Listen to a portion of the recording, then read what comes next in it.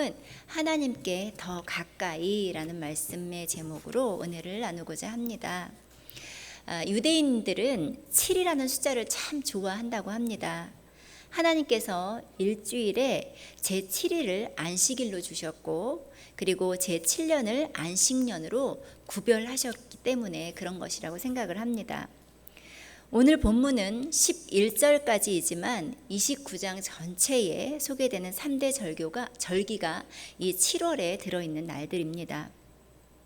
안식의 달 7월은 추수기와 파종기 사이에 있는 휴식의 기간입니다. 그리고 7월의 첫날은 나팔절이라고 하고, 또 10일은 대속죄일, 그리고 15일부터 한 주간 동안은 초막절이라고 해서 지켰습니다.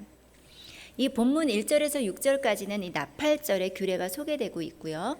7절에서 11절은 속죄일, 대속죄일에 대한 내용입니다. 이 절기들은 이스라엘이 하나님의 백성으로서 영적 건강을 점검하는 시기였는데, 그동안 분주하게 살면서 영적으로 부족하고 나태했던 것들을 점검하는 그런 시간이라고 볼 수가 있습니다. 여러분, 사단이 이 그리스도인들을 공격하는 무기 중에 가장 큰 무기가 이 분주함이라고 합니다. 우리가 분주할 때 하나님 앞에 하나님의 음성을 듣기가 어렵다는 것은 우리 스스로도 알고 있습니다. 우리 본문 1절을 다시 한번 읽어보시면서 좀 은혜를 나누고자 합니다. 1절 다시 한번 읽어보겠습니다. 시작. 일곱째 달에 이르러는 그 달 초하루에 성회로 모이고 아무 노동도 하지 말라. 이는 너희가 나팔을 불 날이니라. 이스라엘 백성은 일곱째 달 첫날에 거룩한 성회로 모여야 했습니다.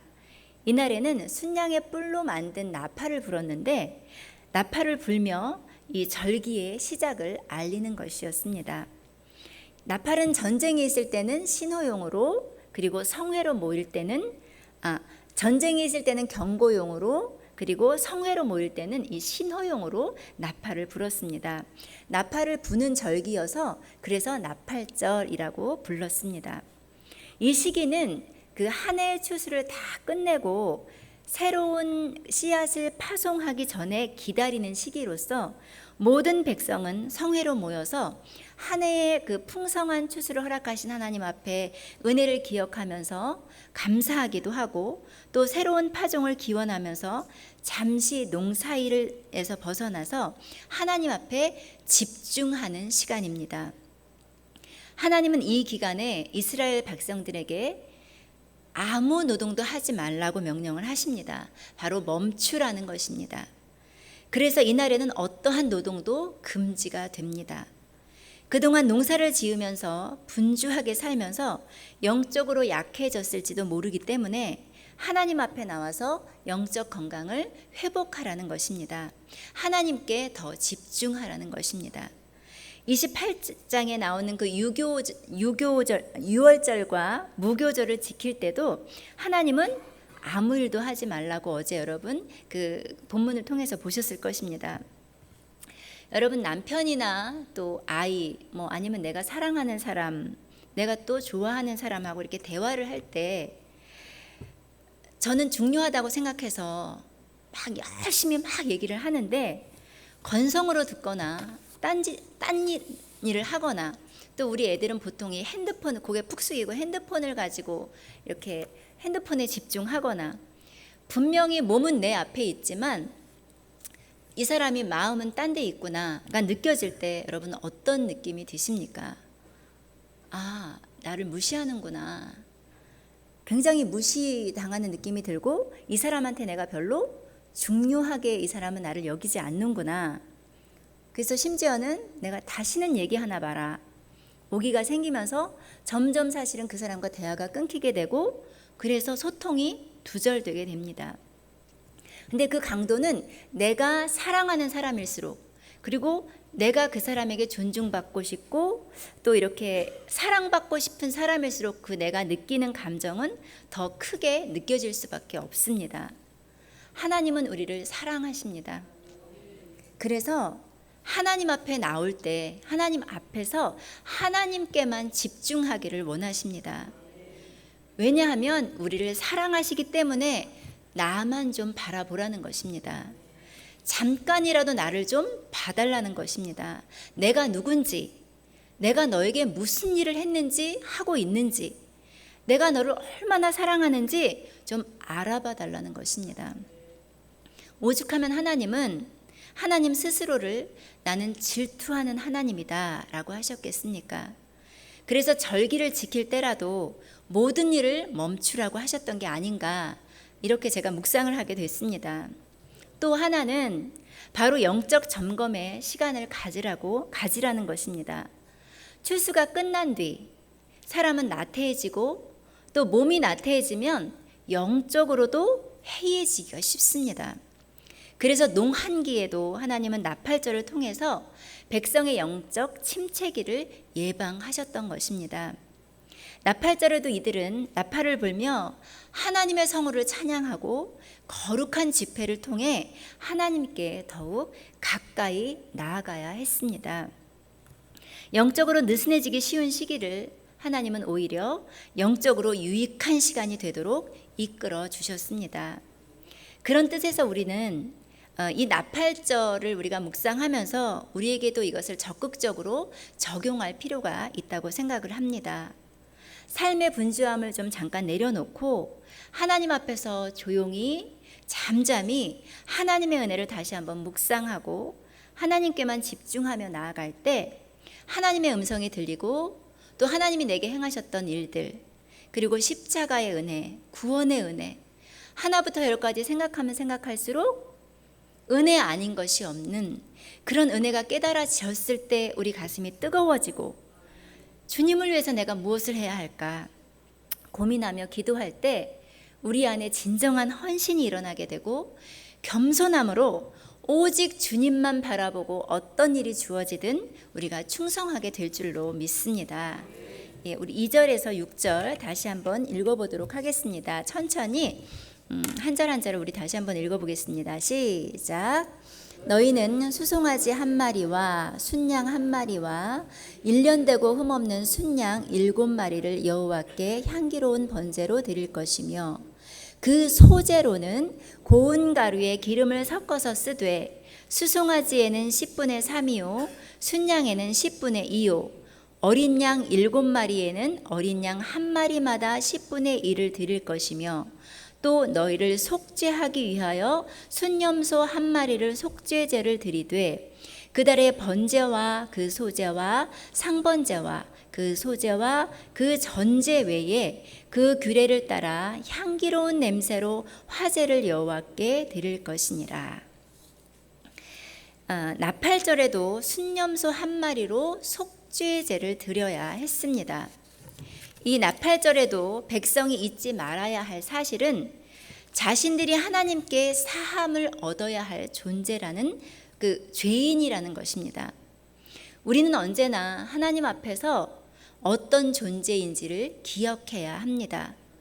우리는 하나님께 죄를 용서받아야 하는 존재입니다.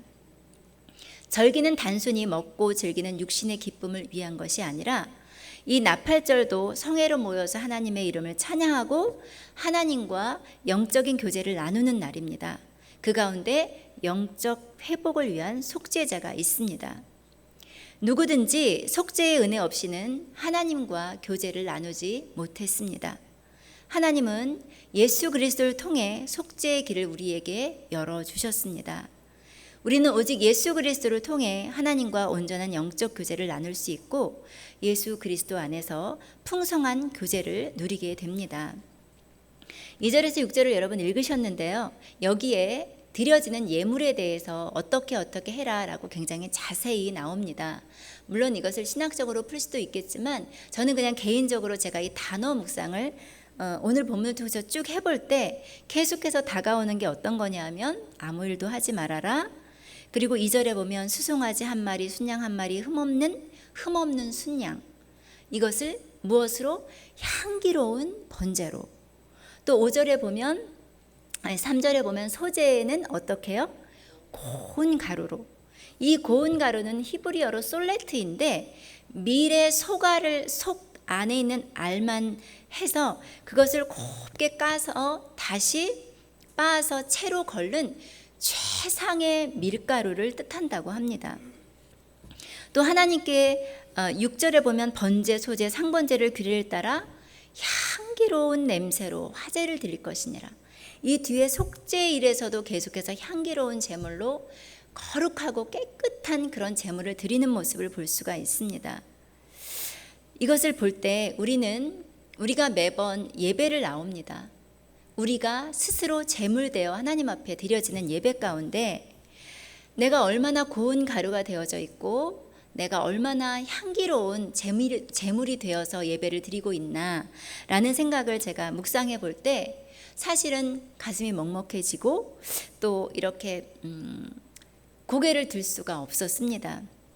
이 고운 가루라는 것은 내 자아가, 내 생각, 또 내 자아, 내 아집, 이 모든 것들이 곱게 빠져서 그것이 하나님 앞에 드려졌을 때 하나님의 마음대로 아름답게 빚으실 수 있지 않을까라는 생각을 하게 됐습니다. 그러면서 떠오르는 찬양이 하나 있었어요. 제가 가사를 한번 읽어봐 드릴게요. 주 예수 나의 당신이여라는 찬양인데요.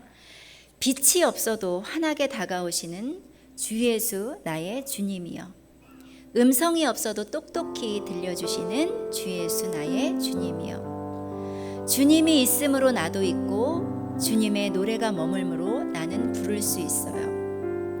주여, 꽃처럼 향기 나는 나의 생활이 아니어도 나는 주님이 좋을 수밖에 없어요. 주 예수 나의 주님이여. 여기 가사 뒷부분에 보면 어떤 게 있냐 하면 주여, 꽃처럼 향기 나는 나의 생활이 아니어도 나는 주님이 좋을 수밖에 없습니다 라는 고백의 이 가사가 있었습니다. 주님, 제가 제 삶이 꽃처럼 향기로운 그런 삶이 그런 향기로운 삶이면 얼마나 좋겠습니까? 꽃처럼 향기로운 삶이 되어서 하나님 앞에 향기롭게 올려드리는 제 모습이었으면 얼마나 좋겠습니까? 그럴 수 없어서 너무나 죄송합니다. 그런데 주님, 정말 죄송한데 그래도 저는 주님이 좋습니다. 정말 죄송하지만 이 모습 이대로 받아주십시오. 이런 고백이 제가 이 2절에서 6절을 읽으면서 막 저절로 혼자 앉아서 고백을 하며 기도를 했습니다. 여러분도 이 고백으로 이 찬양을 한번 올려드리면 어떨까요? 우리 찬양 한번 같이 하나님 앞에 고백으로 드렸으면 좋겠습니다.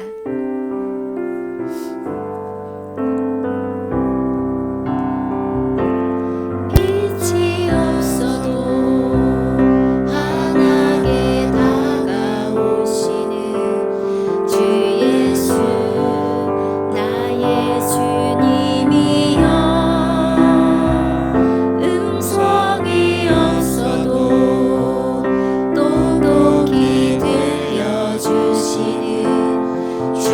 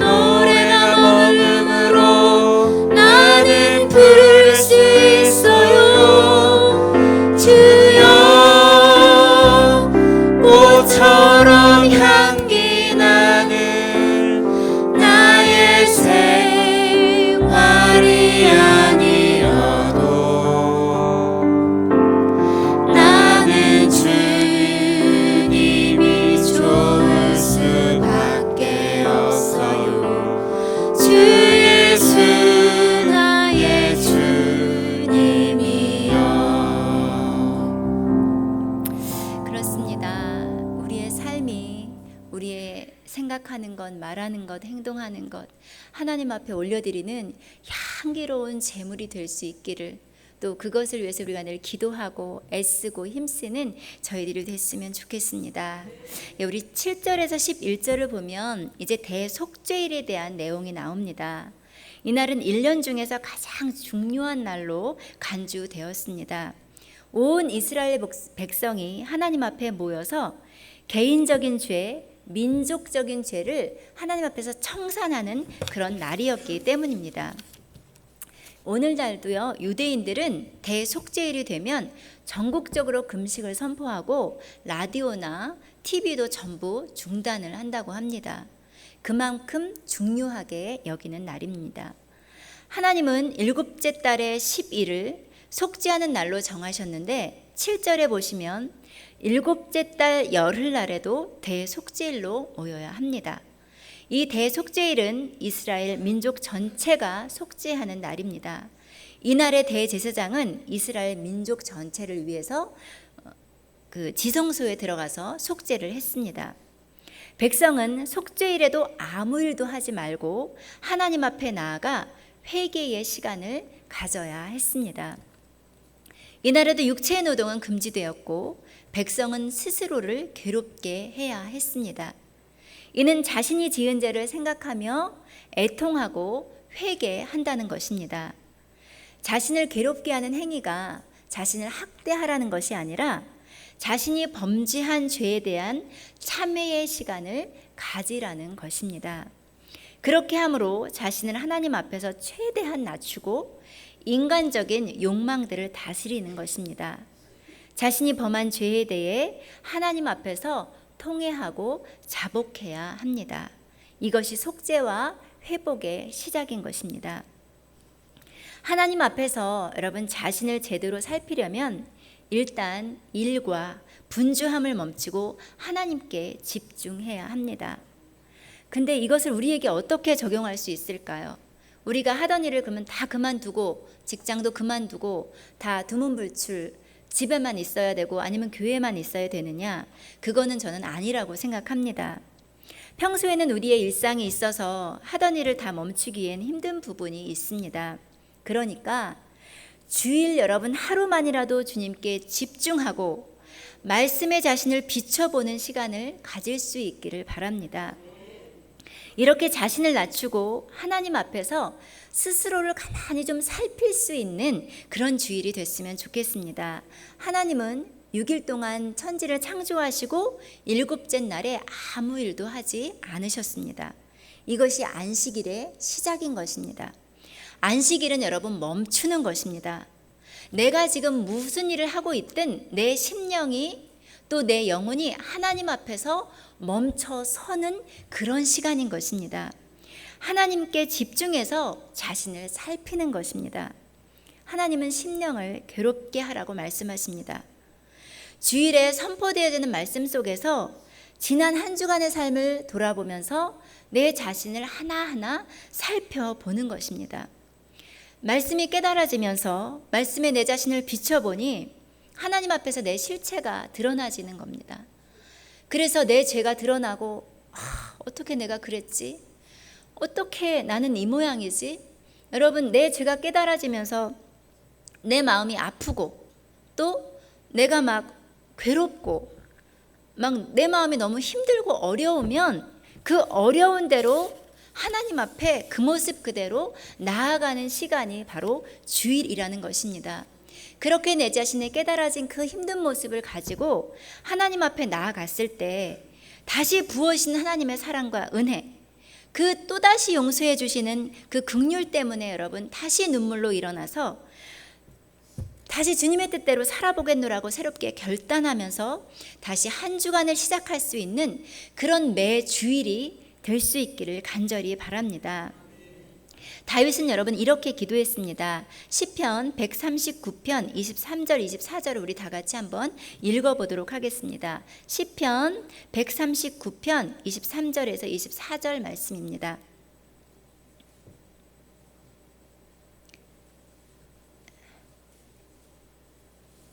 네, 시작. 하나님이여 나를 살피사 내 마음을 아시며 나를 시험하사 내 뜻을 아옵소서. 내게 무슨 악한 행위가 있나 보시고 나를 영원한 길로 인도하소서. 하나님을 잊은 채 분주하게 생활하면 여러분 영혼은 병들고 신앙은 퇴보할 수밖에 없습니다. 그래서 하나님은 거듭 하던 일을 멈추고 하나님 앞에서 마음을 살피고 회개하라고 하시는 것입니다. 영적 점검을 여러분 미루지 마시기 바랍니다. 영적 건강은 우리의 삶을 또 우리의 영과 혼과 육을 건강하게 합니다. 이 건강한 신앙은 하나님 백성의 본분입니다. 하나님은 성도들이 무너지는 것을 원하지 않으십니다. 하나님이 이스라엘 백성에게 나팔을 불며 영적 점검의 시간을 가지라고 하신 것처럼 하나님과 멀어진 부분을 점검하시고 하나님 앞에서 영적으로 재정비하는 시간을 여러분 개인적으로 가지실 수 있기를 바랍니다. 말씀을 맺도록 하겠습니다. 비록 추수기는 끝났지만 백성은 나팔절로 하나님을 높여드렸습니다. 자칫 농한기의 휴식으로 인해서 영적인 나태에 빠질 수 있는 시기에 나팔절로 영적인 긴장감을 재정비한 것입니다. 또한 대속죄일을 통해서 민족 전체의 죄를 통회하고 자복하며 자신을 돌아보는 시간을 가졌습니다. 하나님은 우리가 영적인 긴장감을 놓치지 않고 날마다 하나님께 더 가까이 나아가기를 바라십니다. 우리 매일매일의 삶이 새로운 나팔절이 되고 또 구원의 은혜와 사랑을 마음껏 누리는 대속죄일이 되고 그리고 강야와 같은 세상에서 인도하시고 먹이시는 하나님을 기억하는 삶으로 감사와 감격이 넘치는 우리 모두의 남아있는 삶들이 되기를 간절히 바라겠습니다. 기도하겠습니다. 사랑의 주님, 언제나 하나님과 우리 사이를 분명히 인식하며 살아가는 지혜를 우리에게 주시기를 원합니다. 하나님의 말씀 앞에서 우리의 모습을 볼 수 있게 하시고 내가 무엇을 함으로 받은 용서가 아니라 오직 은혜로 사함받았음을 기억하며 하나님께 내 삶을 헌신하며 번제를 드리고 감사하는 삶으로 소제를 드리며 살게 하여 주옵소서. 오늘도 드려진 예물을 향기로운 제물로 받아주시고 소원하는 것을 때에 따라 가장 좋은 것으로 응답해 주시기를 원합니다. 예수님의 이름으로 기도드립니다. 아멘.